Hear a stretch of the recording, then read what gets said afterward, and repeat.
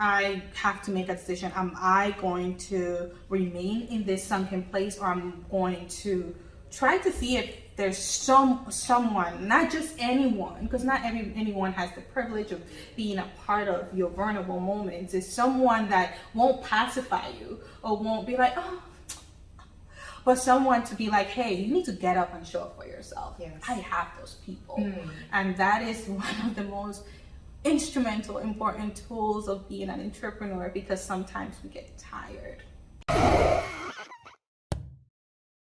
Before we get into this episode, I know you've been struggling with the idea of starting your own business and launching a premium product that you know is going to transform lives. So I have a bomb resource for you. The man himself, Words Taylor, is going to help you launch your product or service for the clients who need your help right now. Now, you can't call yourself a business owner unless you are getting in front of new clients every single day, and Words knows exactly how to do that. All you have to do is tap in so he can teach you his 6-figure launch strategy that's produced over $5 million in client sales. So all you have to do is go to highticketlaunchsecrets.com. That's highticketlaunchsecrets.com and get into the free training. It's happening this week. So go to highticketlaunchsecrets.com and let's get into the episode. Welcome to another episode of the Work and Play podcast. I'm your host, Ariel Young, and I have a really special guest, and I'm really excited to get into her story. Mrs. Gisele Marcelin, how are you today? I am so good. It's such a pleasure. Thank you so much for inviting me. Thank you for being here. This is about to be really good. She's been dropping a little like nuggets of dimes and gems before we even started recording, so I already know she's going to lay a little bit of information on you. But without further ado, would you like to introduce yourself and tell us a little bit about what you do and a little bit of your story?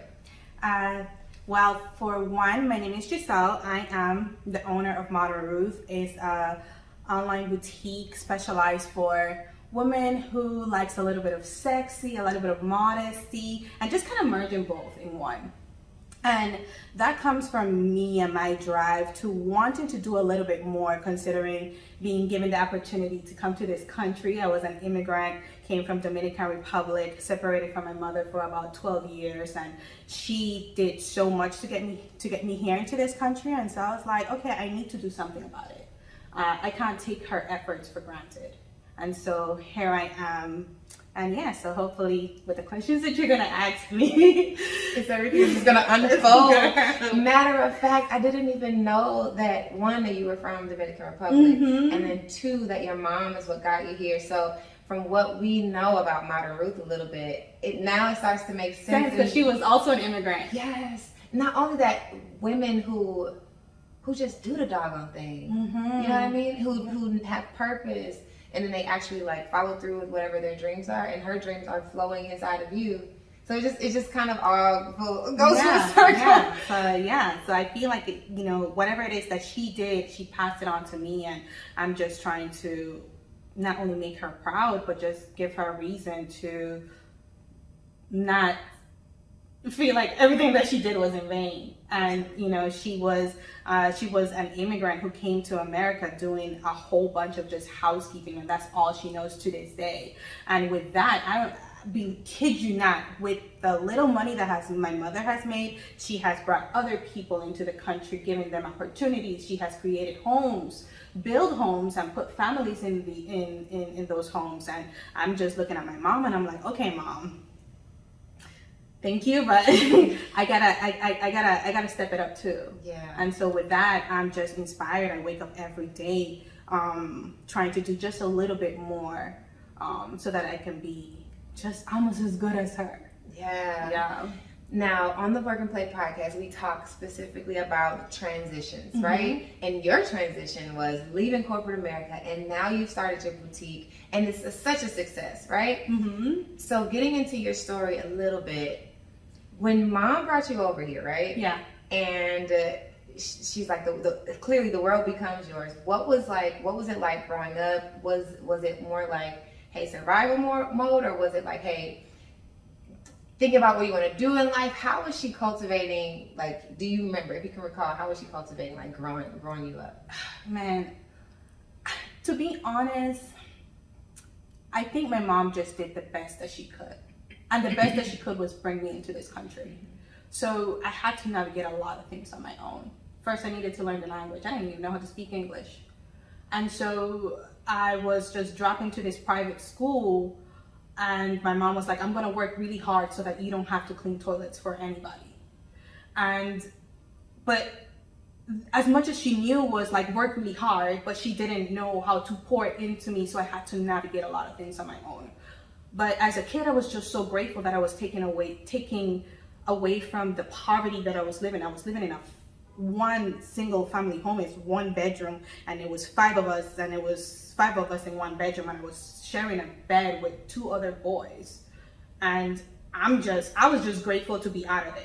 And I was grateful to come to America where I have a flushing toilet. So just kind of the little basics as a child, that's what I was focusing and being grateful for, not so much for what she can pour into me, because she, poor thing, she just didn't know what else to give me than just a shelter and the opportunity to be in school. Yeah.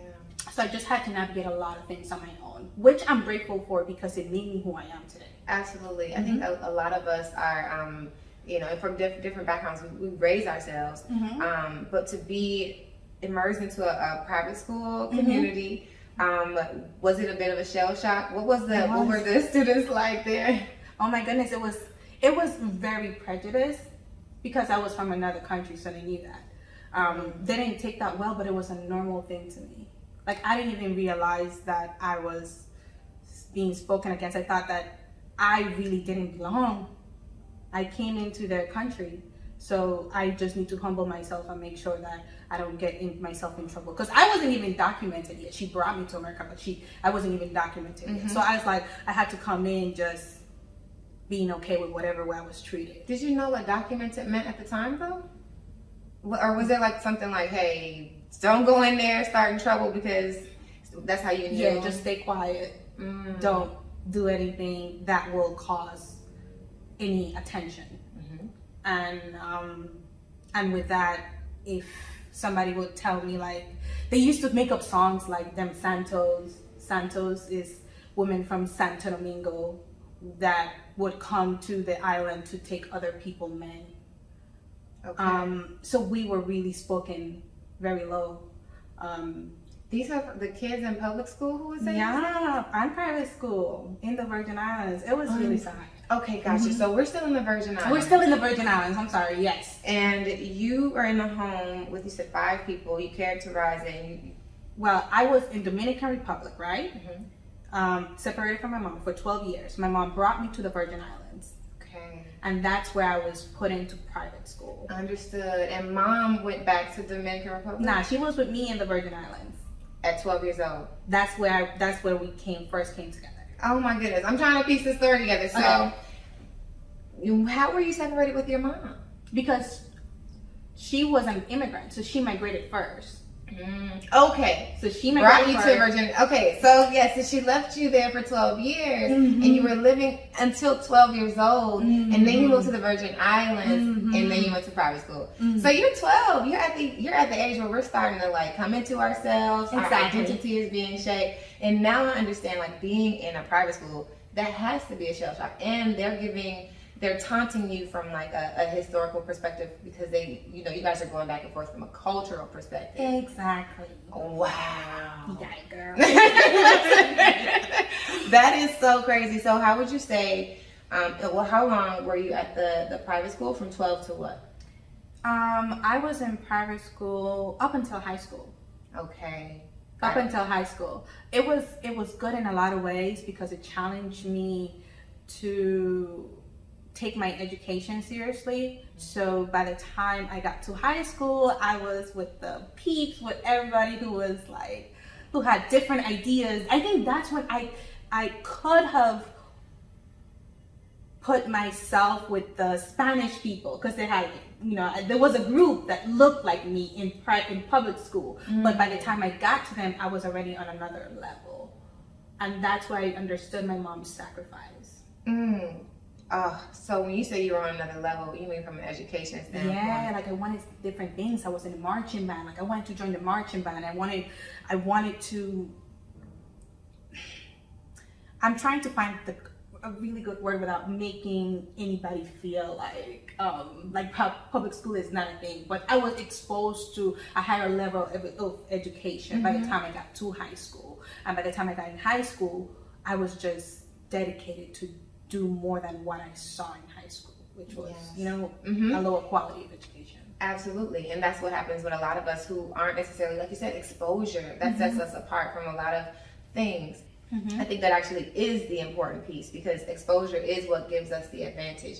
And it's not for us to be like, hey, I'm better than you. It's just to say, like, when we get from a place of surviving and then thriving, and then when we're exposed to all these like different extracurriculars of life, right? We get to truly explore who we are. Yeah. So at this stage in your life, you're exploring marching band. What other kind of things are you enjoying at the time?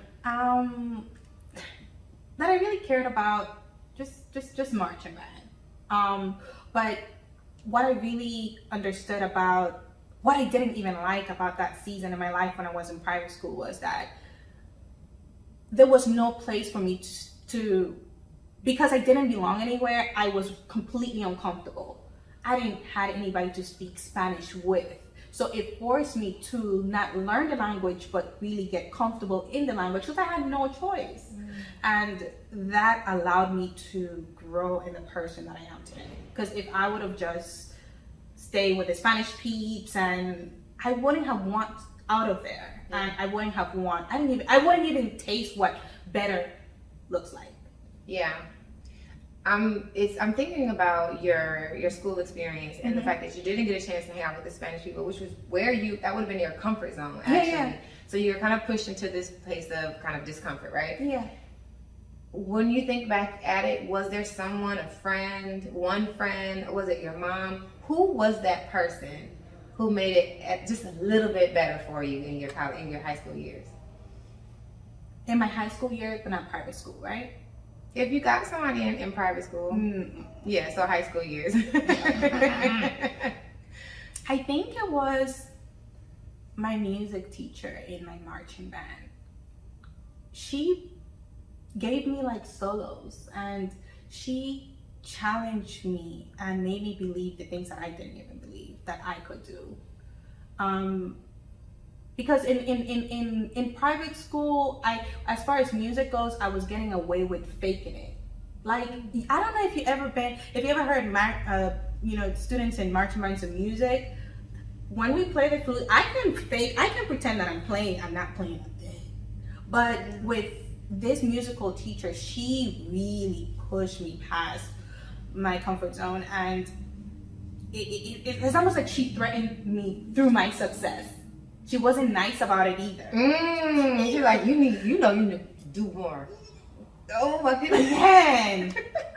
And I needed her because my mom was really busy working, and she didn't know that this was important to me. Sometimes she wouldn't even show up to some of my concerts, but the way that this teacher showed up for me, I'm still thankful to this day.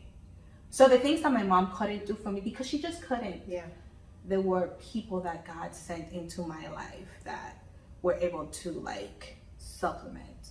Yeah. And I had everything that I need. Yeah.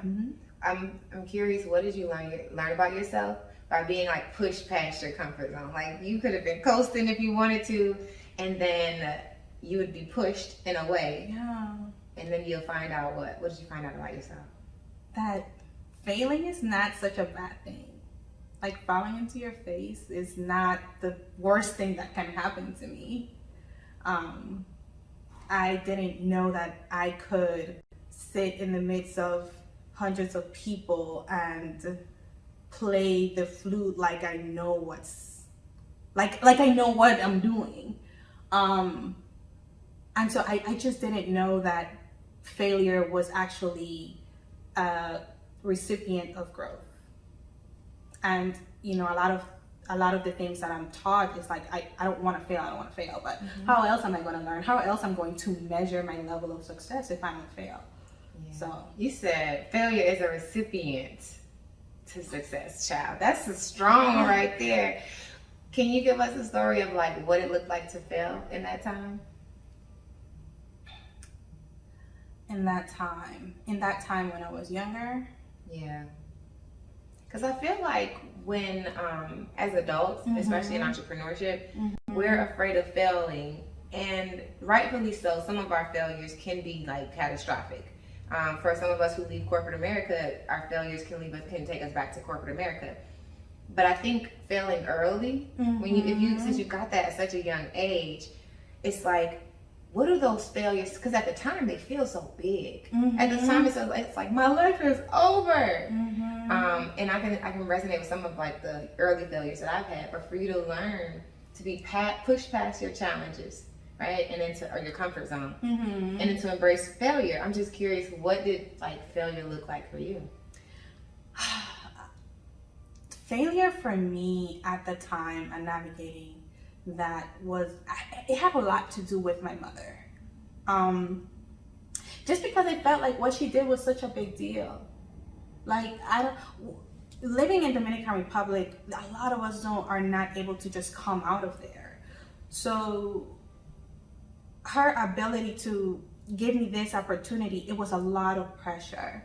And for some reason, once I got to the Virgin Islands and I was in one with my mother, I felt like I failed her as being a daughter. Like I felt like I was a constant disappointment.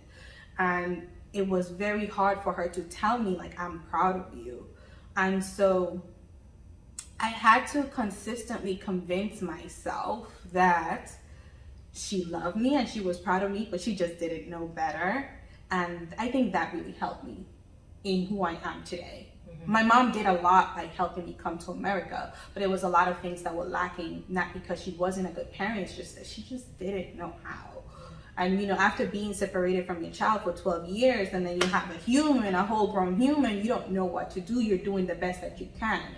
But with that, it really affected me a lot because I didn't think that what I was doing was enough. I think, somebody who is in a third world country, they want their daughter to be a housewife where they want grandkids, and I'm my mom's only child. To this day, I have not given my mother a child. So I am consistently being reminded that I failed my mother. And that would be from that perspective, from your mother's perspective. When you look at your life, right, I feel like, and we're only just getting started, right? Your music teacher is the one who pushed you past your comfort zone. Yeah. And then you found a level of success in your life today. But there's so much in between that music teacher and today to say like, well, one, you've obviously pushed yourself past like your own limits to this point. And now how would you personify success? How would you convey how your life has kind of shaped up? I think it's just making a decision that I had to learn this so early, because I feel like I had so many reasons to I feel like I had reasons to give up on myself, to commit suicide, to just maybe find me a sugar daddy and find the easy way to deal with certain things. And somehow I just chose not to do that. And that was something very powerful because I knew I had the reasons, the justifications. I could have said like I didn't have a good childhood. My father wasn't there for me. My mom wasn't like, she wasn't like other mothers that I saw, that I compared my to other friends that I had. Like I saw other people's mothers being present in their concerts, and that wasn't the case. But I had to make a choice that this is my life and I get to answer for my life, and I am the narrator of my life and I get to write it. Yeah. And so I'm not going to continue this legacy. It's going to stop right here. Man, when you think of your early life, right, the days that you were working towards going to corporate, what would you say your motivation was to get you in the door? The cool thing is my motivation stemmed from me not being my own disappointment. It's one thing when you disappoint other people, when you disappoint yourself, like, you know what I mean? And I knew that I had something special in me. I knew that God was going to carry me through a lot of places, and that was just enough. To be honest, my first job was as a insurance claims representative, and I was then promoted to a claims adjuster, and I got through so many levels without even going to school. Really? Like I climbed up the corporate ladder without even having a degree. Did you ever go back and get one? Yeah, I have one more semester. I have like 2 more credits. I took the semester off actually, but I have 2 more credits before I graduate from Georgia State. Georgia State, what's your major? Business. Okay, gotcha. Mm-hmm. So you climbed the corporate ladder without even having a degree. Tell me, how did you do it? There's so many variables. Navigating the corporate world, right? Mm-hmm, mm-hmm. I'm gonna assume is like you've already kind of learned how to be submerged into private school, learn how to navigate a certain culture. So would you say that that's kind of some of the stuff that helped you do that? Yeah, I think going through all of the trauma that I went through and surviving that, and understanding that there's always going to be little elements in that environment that's going to help elevate me. I was just looking forward to seeing what that looks like. And not making excuses for myself. And although I wasn't quote unquote qualified, right? I just knew that I would go in there and I would be personable, and that would carry me through a lot. And it has. How'd you find the opportunity? I don't even, the crazy thing, I came to Atlanta and I was in love with this guy from back home. And as soon as I got here, we broke up, and he was my only link to what I thought was going to be a good life here in Atlanta. And so we broke up, and now I'm like, okay, what are you going to do? After I cried for like 2 weeks straight, I just went on Craigslist and started looking for jobs, bilingual jobs. And I found my first job at an insurance company. Wow. And they took me in. I was shook. I was so shook. And that was the beginning of something amazing, because I think I stayed there for like 6 years. When you look back at it, what do you think it was that set you apart? That was like, we gotta have her. Now that you know, in retrospect. I think it was my passion and my presence. I came in, I smiled, I told them why I needed this opportunity, and I make them want me just as much as I wanted it. I think anywhere that you go, you come in and you introduce a certain type of energy to that room, you are going to take over that room. Yes. Doesn't matter if you're not qualified. So listen, if there's one thing that I have learned, there are times, well, when I feel like when it comes to my story, my personality, the energy is what got me in the door, child. And what's interesting is some people will say like, what they liked about when I got in the job wasn't, they wanted to change me when I got in the job. And you stayed for 6 years.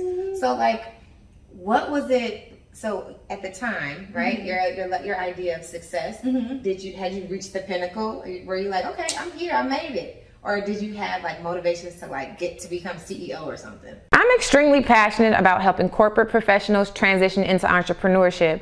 So I had to share the number one thing that helped me develop as an entrepreneur, and that's the morning meetup. I joined the morning meetup specifically for the structure because I'm leaving corporate America, so I'm used to those morning huddles. We got our sales, we know what our goals are, and we get our day started. So I was missing that for 2 years before I even found the morning meetup. Now the second thing that I really benefited from was the revenue generating activities was not necessarily a thing before 2021. Now I had my LLC, I had my website, I had a few clients here and there, but the momentum really took off as soon as I got around like-minded individuals and people who really knew the struggles that I was already dealing with, that I could get over my fear of sales and communicating my value and putting myself out there on social media. The friends that I've developed, the mentors and the mentees that I've created relationships with, everything has really created this environment for us to thrive as entrepreneurs. So if you want to develop as an entrepreneur, you're leaving corporate America and you're trying to figure out how do I get my footing in entrepreneurship, then the morning meetup will definitely be a game changer for you. You can learn with us, you can grow with us. And I didn't even mention that we have a book club. Join us in the community. Let's get started today. You will not regret it. No, I didn't have any motivation because I'm like, there was still a lot of mind walls that I had to break down. I felt like I made it because I'm like, I'm coming from a third world country to living with my mother to now being in the States, and men are making $14 an hour. I'm making. I really thought I had $14 an hour. I was like, I'm making it. I'm here. I've arrived. And but then, bills start popping in. I'm like, oh shoot, wait a minute. I'm doing your math. Yeah. But I've always been such a frugal person. Okay. I've always been such a frugal person. So although I believe that I made it, I think it was because I was saving a lot of money. I think I was saving a lot. I think somehow I found ways to save, but no, I didn't believe that. Yes, I did believe that I made it, but thankfully I had more opportunities. Mm-hmm. And you were able to what you're saying is you were frugal. You thought you made it. If you were out popping bottles with $14 an hour, then we would have learned a whole different thing. Okay. But you stayed there for 6 years. And at what age did you leave? I think I left at the age of 28. I think I was there for like 7 to 8 years. So I became I was a customer service representative. Then I became a claims adjuster, and then I became like a claims escalation team lead. And I think I was burning myself out. I think I got to a point where I was like, I don't want to do this anymore. But they sensed that, and I got fired. I got fired right before I was closing on my home. Which really sucked. Did you actually close? Heck yeah. Okay. Ain't nobody gonna stop this. Nobody is going to stop this. Yes. So I already know this next chapter is about to be lit. What did you do? Because you closing our house, you have new responsibilities. So now not only is $14 going to be $14 an hour going to be stretched, you don't even have the $14 an hour at this point. No. So what are you gonna do? I'm gonna find somebody else to give me $14. That's good. That's what I thought. I had to find a job quick because I needed to close. Mm-hmm. That's what I'm saying. I needed to close. Yeah. So I found a job at a law firm. Got it. And that's why I became a case manager. And they was willing to give me a lot more than $15 an hour. I think at that point I was feeling myself. I was like, I was negotiating, girl. I was negotiating my rates. Tell me, what was it like to negotiate your salary? I'm like, I'm Spanish. I'm bilingual. Mm-hmm. Therefore, you need to give me, girl, they're going to give me $1 more. I was so mad. So you settled on $1 more? No, I think it was like maybe 19. I think they were offering 19, so I think they gave me like 20. Got it. So I remember the first time I negotiated my salary, because I was so nervous. I had done my research. Mm-hmm. I was on the phone and with my soon-to-be boss and the HR manager, and she's like, so I understand your counteroffer. Like, can you help me understand how you got to that number? And it was on. So what was it like for you? I need you to look at me. What was it like to negotiate that dollar? I was really nervous. But I felt like I was worth more than what they were giving me. I don't know. I think within my transition of climbing the ladder in my previous job, I met people around me that were telling me like, yo, you're Spanish. You're supposed to be making more money than this. I think that's why I kind of created a community of friends, and my friends were like advising me, like if I knew Spanish, I would be making so much money. I didn't even know that I could. So by the time I got to them, I was able to negotiate it, but I also did some research, and I although it wasn't a lot that I was able to bring it up by, but I was content because it was the most I've ever made. Yes. it's like the adrenaline rush of being like to ask for what you're worth and then to get it. Even if it's not like, okay, we didn't rob the bank, we still got the goal. We still got the goal. Girl, I think that's amazing. I can't miss the fact that when you were in private school, you know, there were the Spanish kids, and you wish you had found your niche there, but you found your own way. And I think the marching band and your music teacher is what kind of saved you. Yeah. But when you mentioned the power of your friends saying, "Hey, the value of your bilingual skill set can get you more money," how did you develop this new community of friends? How would you even communicate your new community of friends? Like, did you hang out on the weekends, or was this like building friends along the way when you got to Atlanta? That's such a good question, and I love this because it just shows the importance of like choosing your people and making sure that everybody is not on your level. Making sure that there are friends that you have that you can just hang out with, but they're friends that will hold you accountable and just inspire you to do more. Yeah. And that's why I'm thankful that I found those people, man. But essentially, told you that breakup that I told you about. Yeah. I had no choice but to find friends. Go out there. I'm like, everybody look at I need a friend, everybody. But I got into this church. Okay. And with the church, I was able to find a community of friends, which I'm grateful for, because that helped me transition a lot. It's very easy to feel alone here in the States when, you know, you come from a very niche island of 32 square miles, and then now you're here, you're a small fish in a big pond. So I was grateful to find that community in the church. No, you said you were like, "Hey, I need friends." Were you joking, or did you I was not serious. strategic? You were intentional about building a community. Yeah. And so church is the first place you found that. Yeah. That's amazing. Yeah. Now, was it the faith that kept you guys connected, or was it something else that you would say is what made you guys your friend group? It was the faith, but it was like people that look like me. It was, as far as religion, where I came from, it was more so you have to look like a Christian, you have to talk like one, you have to greet like, "Hey, how are you? Oh, glory to God, Almighty God of all," you know, it was just too much.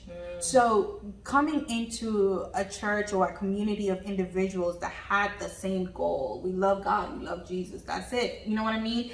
That was, and they looked like me, they had tattoos and they dressed really nice. And I'm like, okay, I feel comfortable here. And it wasn't just people that were overly religious that thought that they were better than other people. It were people that we fell short every single day. And they were okay with saying, like, I am not perfect. I fall short all the time, but God is still good.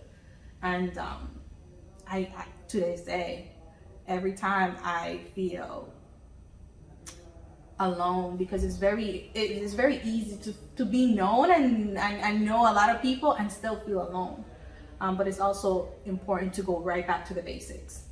And that's what I had to do this week. I was wary.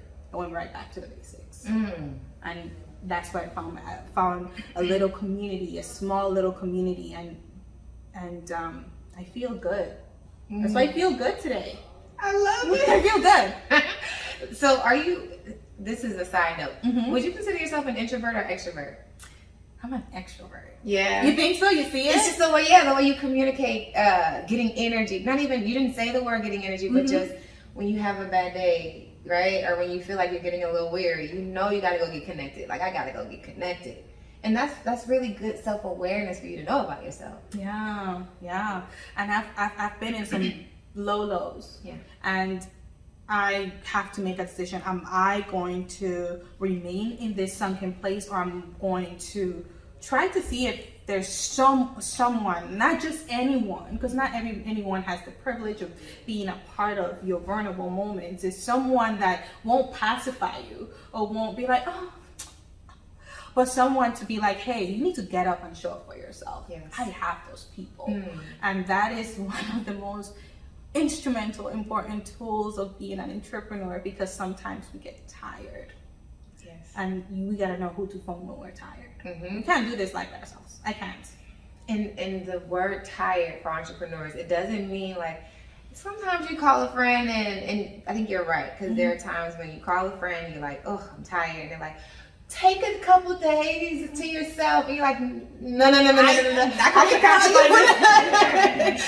I have to realize, oh, are you abort mission? Because that is not what you needed in this time. But what you mentioned, what I would love for us to talk about a little bit more, and you can help me understand, what do you mean by like having so many people around you, but then also feeling like you can be alone, or even being to a certain status? What does that feel like to sometimes be alone, even though you have like so much notoriety? It's social media. I love social media, but I hate social media because it gives this false interpretation that people are okay. So it's like there are people that see me, but they don't see me. And there've been many times where even from friends to family members, they would be like, well, you look so happy on social media. Like, I saw you on social media and you just look like everything is going great. And what they don't know, that on that day, 3 hours ago, I completely broke down and I had to phone a friend who remind me, like, who am I? And to show for myself. So there are people that see who I am, and even where I try to mask it, they will still know that I'm not okay. And that is super important, because I think we try so hard to give this, to keep up or to give this appearance or this illusion. And sometimes it's not even that. Sometimes it's just like, we are a brand and we have to be strong and we have to show up and we have to have this boss as vibe for the entire 24/7. Yeah. Even though we can't. Yeah. And so when I cannot, I know exactly what to do. And I'm grateful for that. I think that's amazing. And I think that's, like I said, awesome self-awareness. So we're getting kind of into your church life, and I'm starting to sense the development of like Modern Ruth coming in here. Now, you're still in corporate, right? How long have you been in the law firm at this time? Now I've been at the law firm for like 2 years. Okay. I was at the law firm for about 2 years. And I had this thing about Modern Ruth, and I wanted so much of her. I don't know if you guys know who Ruth is, but Ruth is, she was a character from the Bible who dismissed the idea of wanting to desperately be married so she can pursue God and serve and just figure out who she is in herself and who she is in God, right? And in that, she found herself a good man, but that was not the first agenda. And and the crazy thing is that there's so many stories about Ruth, but I was given the opportunity to dig deep into who she is, and I think that she was my influencer, and she inspired me. That is so cool. So tell me, when I learned about Ruth, I only learned one thing, and it was that one. I think it probably is maybe 2 or 3 verses in the Bible where she went to Boaz and she she laid at his feet, which has its own interpretations, right? But because you got a chance, you got the opportunity to dive deeper. One, I'm curious, when was this opportunity when you got to like dive deeper into Ruth? And then how did her story speak to you? All good questions. I think it was in my continuous single season. I think for one, I pick up on a lot of the things that I'm surrounded by. Just like I tell you, I have a community of friends, but just like I need them, they need me, right? And there was something about me that I noticed at the time where before I got to know who Ruth was. It was that I enjoyed my single life a little bit more than my friends. A lot of them wanted to be married, and I did, but I was like, but there's so much out here, guys. There's so much out here. And so I wanted so much for God to show me someone that was really enjoying their best life as a single woman, and someone who did not see singleness as some type of disease. And God showed me about Ruth. And the thing is, the part that you know, Yeah. which is it was the part that I knew. But God showed me that there was so much before that. There was a plethora, layers of who she was before she even got to that point. I mean, I don't even want to get so deep into it, but Go deep, child. I love going deep. but Ruth came from a foreign country where it's like there were a lot of harlots and there were a lot of women that were promiscuous and did a lot of things. And she challenged herself to go to one of the most religious, unaccepting, I'm better than you type land. And she knew that the things that she had to do to be accepted was going to be more than what she ever knew in her life. That's a huge challenge in its own. You have to be okay with being transformed. That's a huge deal. And that doesn't mean that she's going to be perfect. So whether she made some different decisions, right? She definitely did a lot than most of the people in her country did. And that's something that speaks big for itself. That's something to look up to. That's someone to look up to. Yes. I don't always have it all together. But the fact that I make a decision to do something that makes me uncomfortable, that's huge. And so outside of that, Ruth was like, well, Naomi, she was going with Naomi. Naomi is her mother-in-law. Okay. And mother-in-law. Yeah. She was her mother-in-law because Ruth was married to Naomi's son. Okay. In Moab. Ruth was married to Naomi's son. Mm-hmm. Naomi's son died. Okay. And so Naomi was like, well, I was in Moab because of my sons and my husband, and they all died. I have nothing to do here. So I'm going to go back to my land. Mm-hmm. And my land is very strict, Ruth, so you don't want any of this.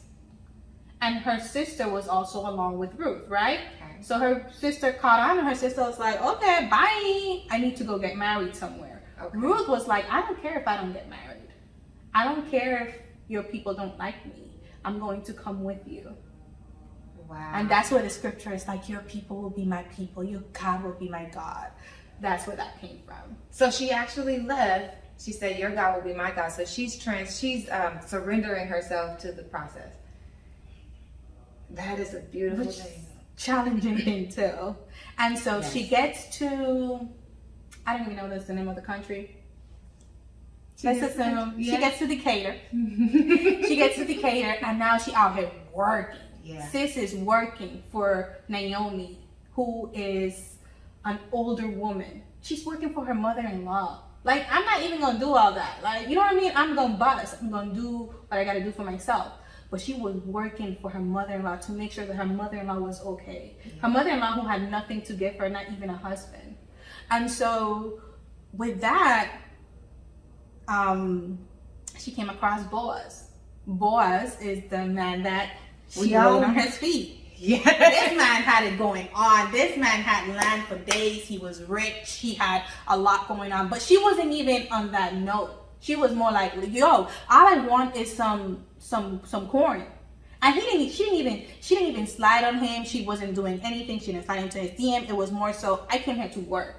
And he was like, just throwing a little bit more for this woman here. He just keeps throwing it. So he came on to her first. Y'all don't even know. He came on to her first. And she noticed. And then she went to Naomi. And she was like, Naomi, like, Boaz just give me all of this for us. And we got a lot of food now. And Naomi was like, I got an idea. This is how about you propose? Oh, just kind of give him a little hint of some. Because maybe you don't know that I know that y'all can do a little thing. So that's when she, quote unquote, proposed that, hey, I'm single. We can be married. Mm-hmm. And Boaz of course, said yes. But guess what? He had to like her back. He had to. He was single for a very long time, and so I think that's what the importance. Are you the person that the person is looking for? Because although Boaz had all these attributes, so did Ruth. Are you the person you're looking for? Are you the person that the person is looking for? Right? Are you that person's person? I know that I am. Because are you? Listen, I'm on my way, child. Wherever he's at, we're on the same little pinnacle. We're literally gonna be at the same point. Exactly. Yeah. But Ruth was becoming that person. Yeah. What's interesting about Ruth's story, which none of us know in the Bible, is one, she sought out mentorship from her mother-in-law, and I think mentorship is extremely important in this journey, especially for us women who are kind of making a way for ourselves, right? We're doing things that we've never done before. Yeah. Ruth is no longer married. Naomi no longer has a son to offer. Right.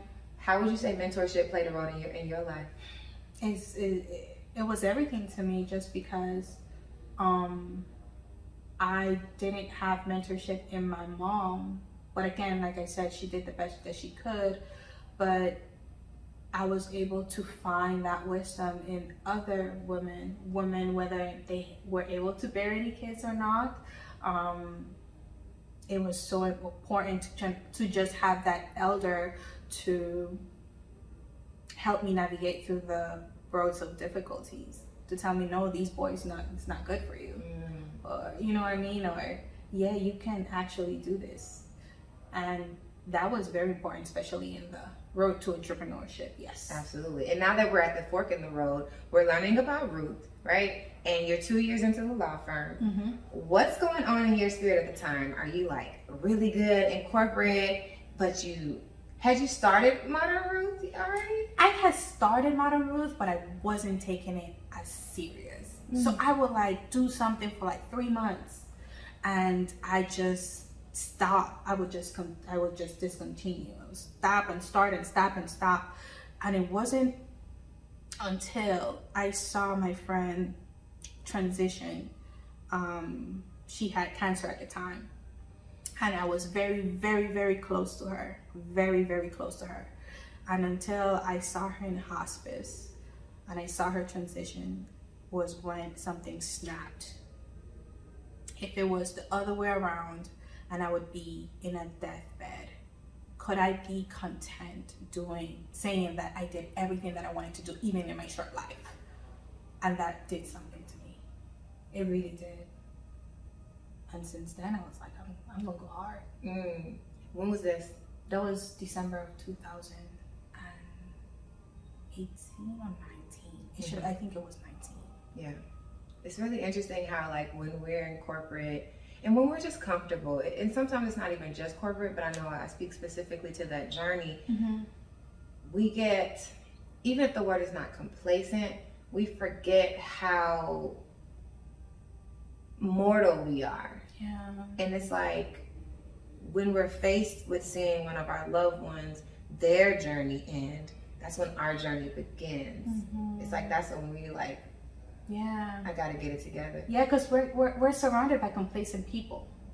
Everybody around me was very much okay making whatever they were making. Everybody around me was complaining about the same thing, worrying about the same thing, and doing absolutely nothing about it. So much so that I remember being really close with my HR. With my HR, we were so close, and she would be like, Gisele, what's going on with this person? Like, they're not doing what they're supposed to do. And I was like, to be honest, I'm not doing what I'm supposed to be doing either. Because I don't belong here. Y'all not even paying us enough. You don't get what you pay for. And that was me being completely honest. Yeah. I think I got to a point where I was just so bold. I was so okay with what my next step was going to be, and I knew it wasn't going to be here. And that was my reality. And the thing is, I was scared. I was scared up to the last day. To do my own thing, that was so scary. When did the seed start to be planted for you where you're like, okay, I'm going to do my own thing? Because it sounds like there was an evolution of, you know, watching your friend transition, and peace goes out to her heart and her family. But watching her transition sparked something in you. Yeah. When did the seed of like, I'm going to do what I want to do hit? Because sometimes our spirit is going through its thing. It really is. Because when it came to her, okay, so the start of the stop was, I was starting and stopping. So that was, there was an inconsistency that I had to kind of work through before I jump off the boat. Because you just can't jump off the boat, right? The inconsistency stopped when she passed. Now, me assuring that I can take care of myself and completely jump off the boat was literally when was just a little bit before COVID started, like a few months before COVID started. So it was a revolution. It was a plethora of things, but those two things was it for me. Was there a point where you said, I'm going to set a plan to leave? And if there wasn't, was it just like, how did you evolve to a place where you're like, okay, well, I'm going to quit on this day? How did you get from consistency, right? We developed that foundation.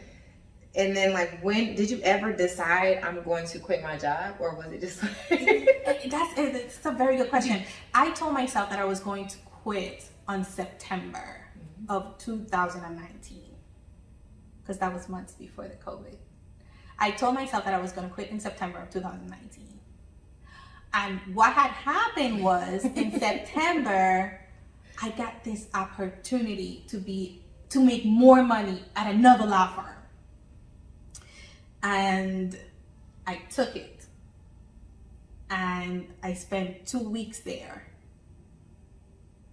And I was like, this is not what you said you was going to do. The top 3 responses that I get when I ask, why do you want to leave corporate America, are that you want financial freedom, you want to own your own time, and you want to build a legacy for this generation and generations to come.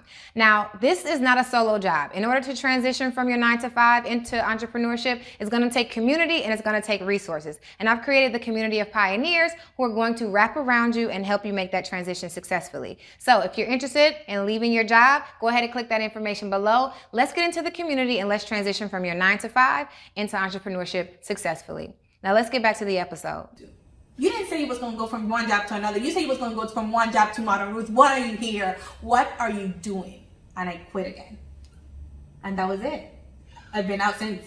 What? Oh, okay, got it. Okay. I totally resonate with getting that next job.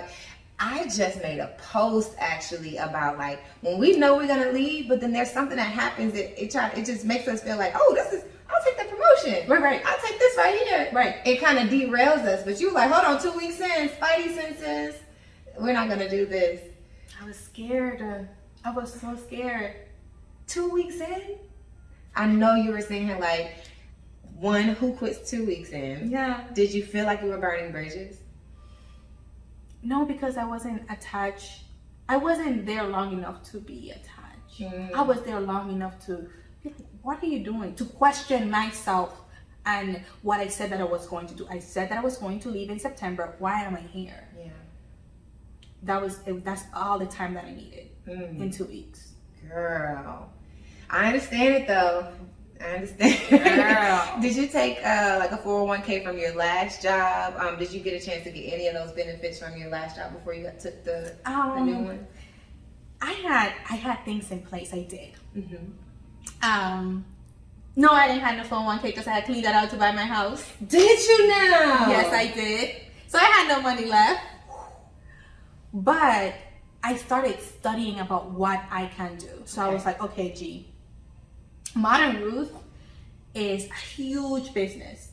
It's an online boutique, but it takes a lot of money to move, where from Facebook ads to marketing to purchasing merchandise. And when you're doing an online boutique, you have to have clothing continuously coming, new arrivals. So every money that I was making with Modern Ruth, it was going right back to Modern Ruth. So it was like a cycle. I couldn't say I'm going to live off of her, right? Yes. So that's when I started creating other streams of income. That's where Airbnb started. That's where Pure Space started. So I'm like, okay, what I'm going to do is I'm going to create a space inside my home to house other people. That's where I started renting my guest room. Oh. And start doing Airbnb that way. And then I was like, wait, I can do a little bit more. I decorated my space in a way that was undeniably beautiful for content creators, and I started making money out of Pure Space. That's what Pure Space is, a content creation studio, so to speak. Exactly, you can use your home for that. And then on side, I would do Turo, I would do babysitting, I was nannying this beautiful special need kid. I had so much beautiful experiences that led me to my point of success. But I had to do a lot of dirty jobs, and I was okay with it. Yeah. I was okay with it because I didn't have no money. It's funny that you say that, because when I hear your story, I think, how cool was it that you got to do all these different things and explore different sides of you? But I remember we're doing these different things so that we can develop a multiple streams of income, because we liquidated our 401k. We did. I got you.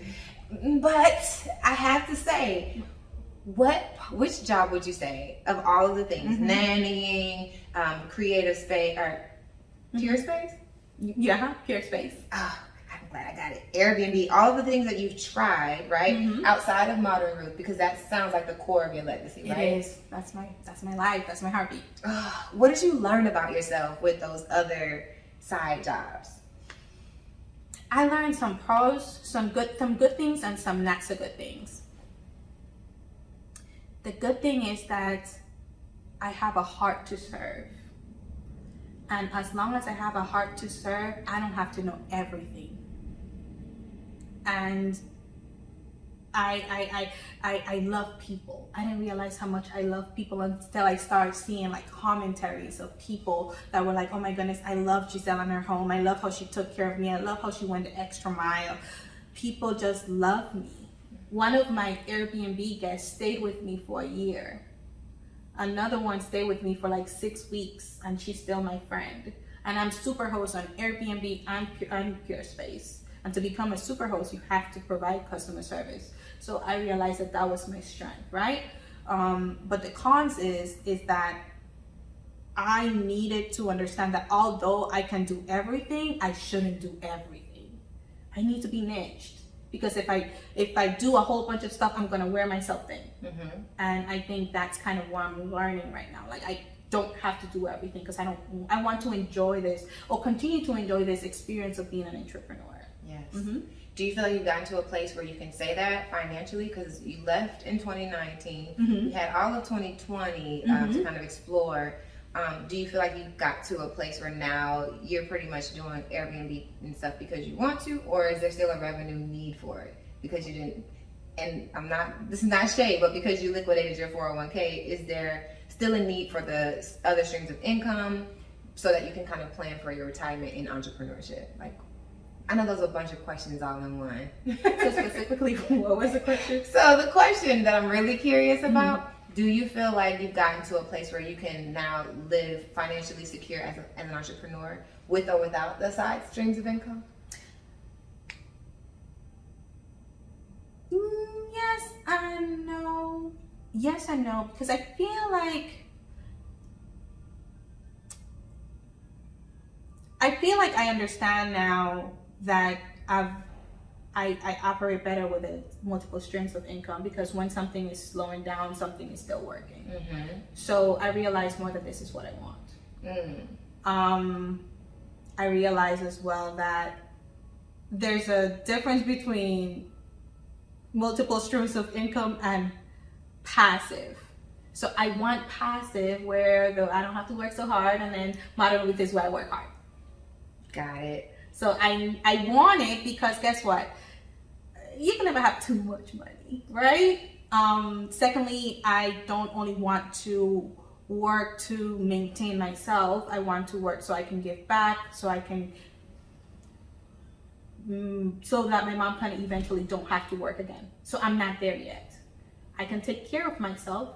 I can take care of my bills with the money that I'm making right now, but I haven't arrived because my mom is still working. Yes. So that's my goal. Absolutely. Understand now. I understand. Okay. So my mind, I'm curious about two things. And so let's see if I can remember to go back. Okay. But right now I'm curious in Modern Ruth. I love Modern Ruth. I love the clothes. I'm wearing her as we speak. It's so cute. Thank you. So tell us, what's the inspiration behind the fashion that goes into Modern Ruth? We know the mission behind Modern Ruth. Okay. Like, we're starting to understand her as a modern lady, and we can even see ourselves in you as Modern Ruth, right? So what is like the inspiration behind the clothing side of it? Such a good question. Y'all, I have had a lot of insecurities about my body and the way that it looked in certain clothes, but I also want to feel sexy, right? I've always had a pouch, and it's hard to get rid of. But right, it's very hard to get rid of. But while I'm working on that, I still have the weekends to look good, right? Yes. And so I realized that the way that I put clothes together, I feel confident and I feel sexy and I show up differently when I feel my best, and when I look my best, I feel my best. And with that, I just wanted to share that with the world, that you don't have to look like them. You don't have to spend $20,000 on a body so that you can feel confident. You can just put all the right clothes together, and these pieces are going to create this style that you never thought, and you feel just as sexy as the next person that, wearing a two-piece. You know what I mean? And it's the subtleties. It's like the little leg here, the little shoulder here. Yeah. I'm like, oh, this is so me. It doesn't have to be super like tight fitting, and it's comfortable, but it's sexy.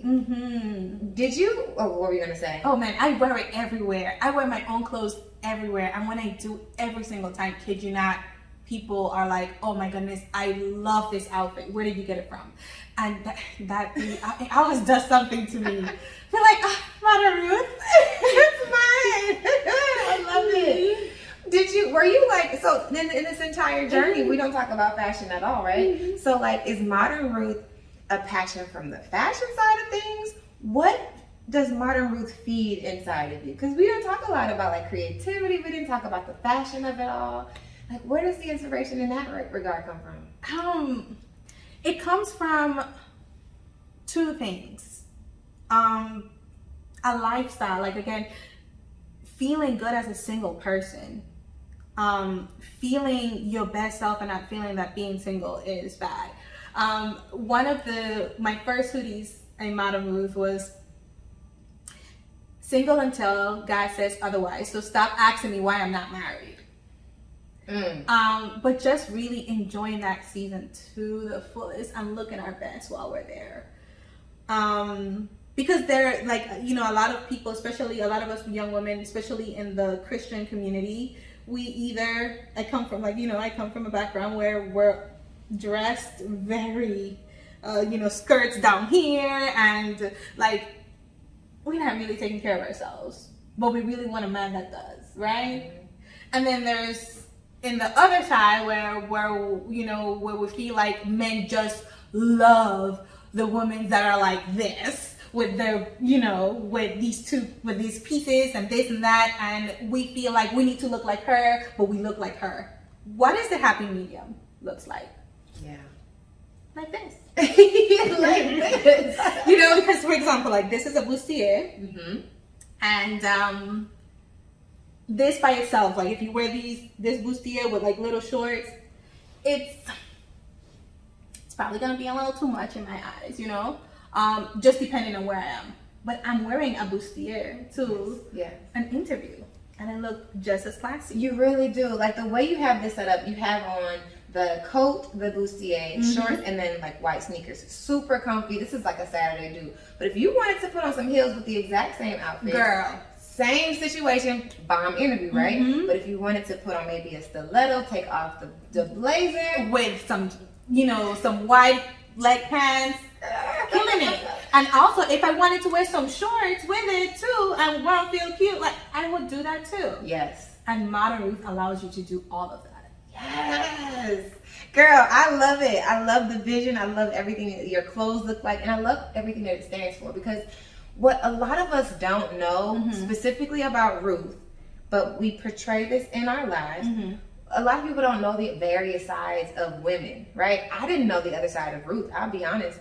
She was brought to me in a sexual way, right? I only knew her in a certain way. So I didn't know she was a hardworking woman. I didn't know that she was trying to submit herself to her faith. I didn't know she was open to a transformation.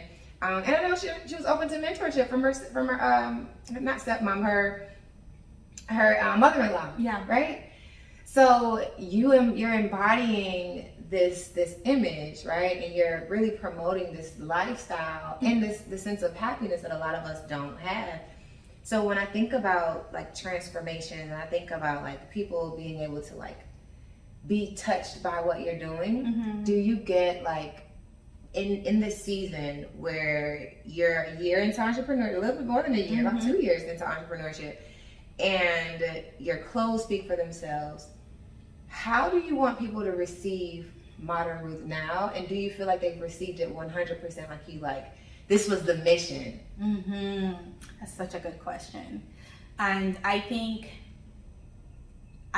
for me, I feel like I have just started to touch the surface of what I want people to get. But if I would answer what that would look like right now, is that I want to inspire specifically women that you don't have to be qualified. Just like Ruth wasn't qualified.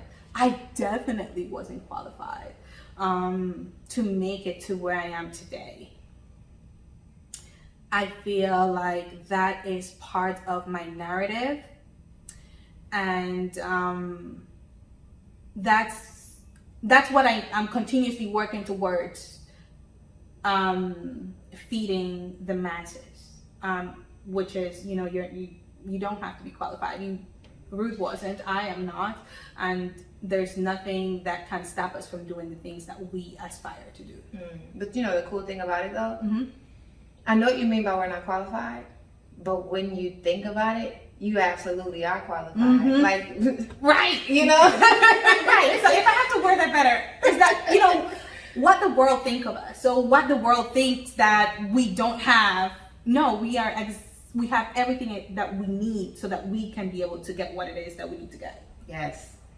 And it's already ours. Like, I think I hear that in your story. I see it in your mom, right? I see it in Ruth. I see it in you. And now I understand like the modern side of it, right? So more of us are going to identify with that hardworking woman.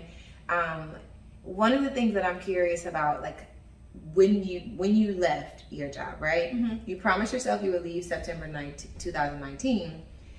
But did you know what you were building? No.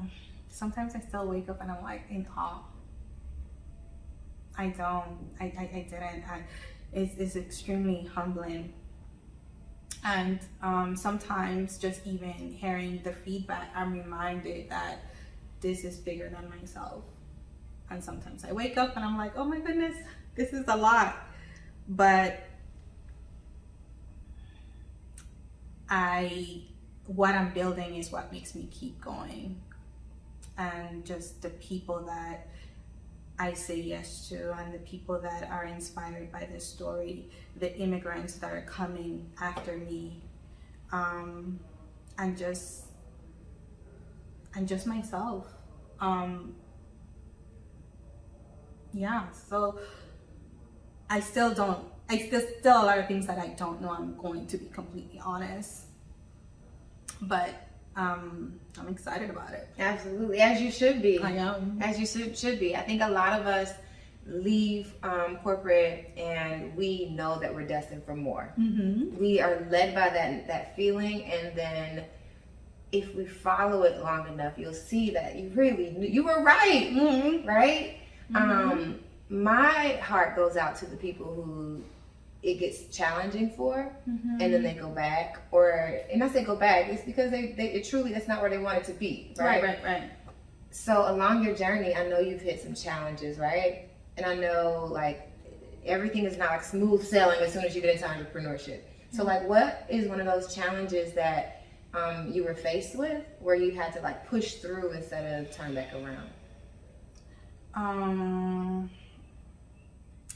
I think sometimes just not having the support from the people that I'm looking for. Like sometimes like you're looking for support here, but it's coming from here. But you gotta turn around to see it, right? Not having the support from my family who believe that I should continue my corporate job. Like you have to have this secure job. That's how I know that you're going to be okay. And I'm like, no, Mom, this is where I want to go. That was a hard thing for me to get through. Just kind of having to believe in myself more than the people that I wanted them to believe in me. That was one. Second was learning things that I really don't know. Like I had to build my own website. I had to be my own photographer. Now people want me to do their photography. Just learning, doing a lot of learning and self-discipline. Waking up every morning at 5 o'clock in the morning. I will listen to Oprah, yo. And I know if I want what Oprah got, I gotta wake up like Oprah wakes up. And just finding things or finding ways to motivate myself has been very challenging, but it's been so filling. To know that I've gotten this far not because somebody is telling me to, but because I am enough. I am enough. We have to find, we all have to find that internal motivation to do that every single day. Oh my God, yeah. Like the external validation and the external motivation that comes from Oprah. Child, I listen to Oprah too. Right? She keeps me going on some days where I'm like, ugh. But that internal motivation, when you surprise yourself over and over and over, like, I can do this. I can build this. I created this. I think that is, for me, that's one of the best things about entrepreneurship. So when I ask you this question, it's like, what would you say was the blessing that came from entrepreneurship? And then, is that something you feel everyone can attain? Or do you feel like it's only for, a select few of us who want it that way? That's a really good question, especially nowadays, because I think we are in a space where, I think in the middle of the pandemic, where a lot of us want to quit our jobs. I do believe that everyone can attain it once they know that they have to work harder than working for corporate. Like, your job does not stop at 5 o'clock. Once you get that realization that you work around the clock, you still have to answer to somebody, and you have to motivate yourself very, very much, because that check is not always going to come, and you have to be willing to do a lot of things for free. If you have that type of mindset, there's no limit to what you can do as an entrepreneur. But if you're coming in and saying like, hey, I want to be an entrepreneur because I want to be my own boss, and I don't like people telling me what to do, and I'm sick of this, this is going to be short-lived. Yeah. So it is for everybody, but it just all dependent on your mindset. I'm so glad the way you put it actually is very clear, and it's a very definitive checkbox. Like, I talk about exit strategies all the time, and we can talk about getting your finances together. We can talk about developing your client base. We can talk about like even the people who are going to help you and be supportive. But the checkbox for you to be able to know that you can do it is to set your expectation. Like, you are going to be it's like normalize working around the clock, but know that you'll enjoy it. We were talking about this before we even started the podcast. It's like, yeah, we work all the time, but we work when we want to. It's a completely different feeling when you're up at 7 o'clock at night on a Saturday and you're not working on like somebody else's like spreadsheet or whatever. You're doing something you want to do. Yeah. But what you said that really like puts a pin in it is, if you leave without that mindset, well, you're gonna have to develop it when you go, or you can develop it now while you're in corporate. Yeah. Yeah. Did you think about, how would you characterize the transition for you? Like, did you think about, were you working around the clock before you left and then like just went into 40 hours or more working in Modern Ruth? Or were you like kind of distributing both like your time in both areas, and then when you went into Modern Ruth, you went full throttle?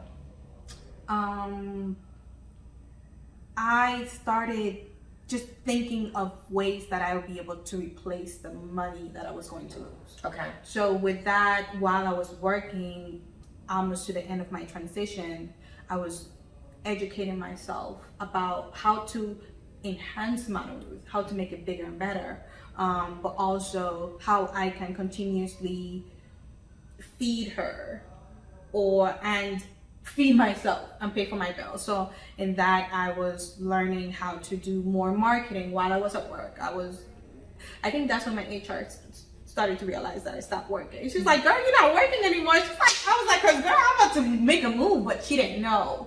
But while I was at work, I stopped working for them and I started working for myself because I knew that I was going to be out.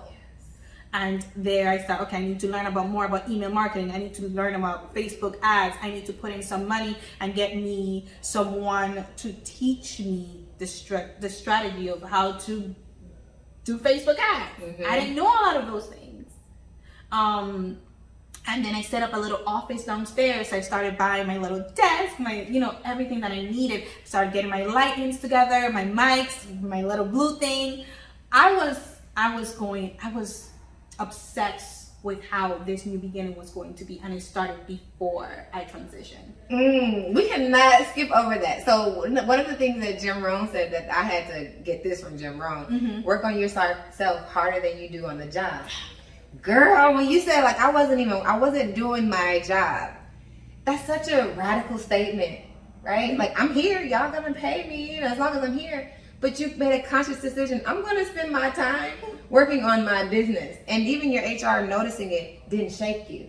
I think for some people, it shakes us and we're like, oh, let me stop working on my business. They'll notice. It sounds like that was even part of your exit strategy. She had so much respect for me because of how honest I was. I was so honest. So much so that she also transitioned into another law firm.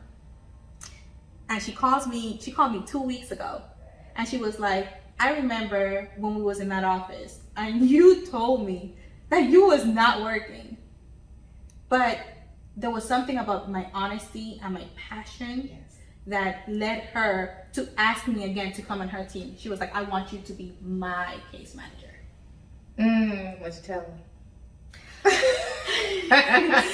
On the next episode, I'm just to be continued. That was definitely, I'm not gonna lie, that was a test. That was a test. Yes, it was a test. I see that as a test. It was a test. It's like, ooh, I know her. It will be. It's like when we get to this place, it's not about oh, the job sucks. It's about our mission. Yeah. And you're faced with, okay, should I continue with my mission, or do I take this sweet deal? It's a cool situation. I like her. The job is probably not going to be bad. Yeah. You're faced with like two good situations, but it's your mission. Yeah. And the thing is that she know what my mission is. Because she knows my mission is Modern Ruth. So I was able to have this conversation with her. Do you know what my mission is? And can I continue my mission while I work with you? Because if I cannot, then that's a problem. That is so transparent. Yeah. I think what I would love for people to get from that is just that when you start being honest with yourself, we can be honest with other people, and the universe literally conspires in the way that just fits. You start speaking your truth, You mentioned this, that when you ask yourself the question, you said it earlier, and a lot of times we ask ourselves questions. It was a part of your journey, I'm trying to remember specifically, but you said, I asked myself the question, and you had to ask yourself, like, what do I really want? A lot of us don't ask ourselves questions, much less answer them. Do you have a strategy? Do you journal? Do you have a process to get guidance? And is it a part of asking yourself questions constantly, or how would you characterize that? That's a very good question, because our seasons change all the time. And the same things that we wanted like months ago might not be the same things that we would want today. So this is a question that not only do I have to ask myself, but I have to regularly ask myself to make sure that if there's anything that's changed, that I need to change the way that I view certain things or the strategy. I want to make sure that my strategy is matching my vision at the moment. Because the core of Modern Ruth doesn't change, but there's certain layers of certain things change, either for the better or not. So I ask myself those questions mostly when I am tired, when I feel worn out, or when I feel like not showing up. And I have to ask myself, why are you not showing up? Or what do you really want? What do you really want? Because right now, we're in a job, you could have, whether you give your best self or not, you were still getting that check. Now you're sitting down and you have to realize that if you're not showing up, and if you're not posting, if you're not marketing, if you're not sending those emails, you're not going to get a check. So what do you really want? And that's very difficult conversations that I have to have with myself constantly. Sometimes when I don't even feel like advising myself, I would listen to a sermon, or I will listen to, Will Smith, or I will listen to some of the, best speakers out there. There's one quote that really helps me, and I write it everywhere, and it says something in the terms of, I have to be willing to do what people don't want to do today so that I can get what people won't get tomorrow. Boom. Yes, child. Ooh, yes. Les Brown. Well, I know Les Brown. Sorry, I got overly excited. He was one of those, to carry me through. He is back for me. Yeah, absolutely. Sorry, I got excited because that was him. Yes, girl, I'm with you. So as we wrap up your story, there's so much that we cover, and we just scratched the surface, child. I know we did, but I'm glad I got to milk you for all the journey that I could. I think about us reaching back. You said something that's really, really key. When you don't feel like advising yourself, you resort to the sermons and the motivational speakers, and I think that's the best way to characterize it.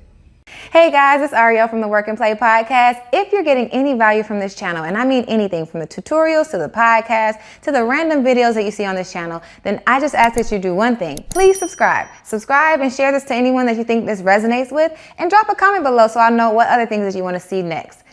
Now let's get back to the episode. So when you think about someone who's on their journey, and maybe they're still in Dominican Republic, maybe they're just trying to figure out, do I need to go to college or not, right? To be successful. When you think about someone in their journey that you'd like to reach back to, what would you say that word of advice is from your journey that will help someone make their next step?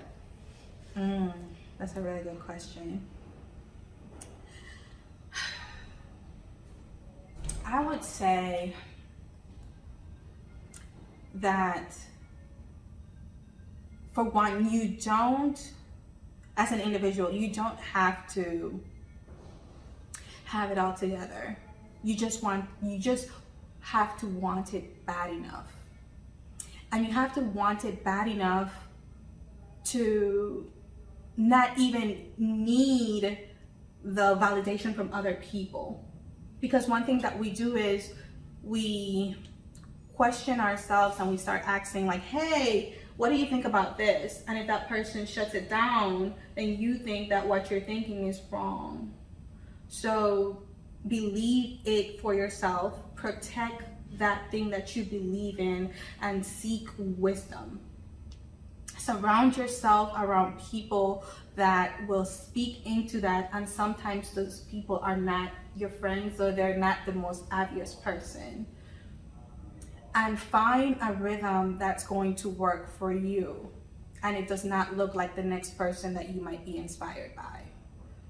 And what does that look like for me?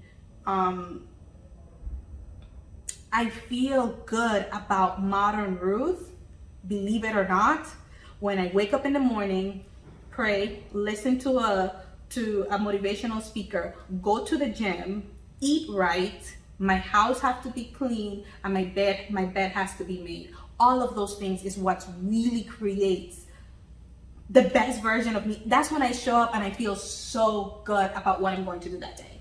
It took me a minute to figure that out. You don't have to figure it out on day one, but it's gonna come. And when you do, you hold on to that and you protect that. I hope that makes sense. It absolutely makes sense. It absolutely makes sense. Okay, got you. And now for the listeners of the Work and Play podcast, is there any like special doors they can knock on in order to get some of your items?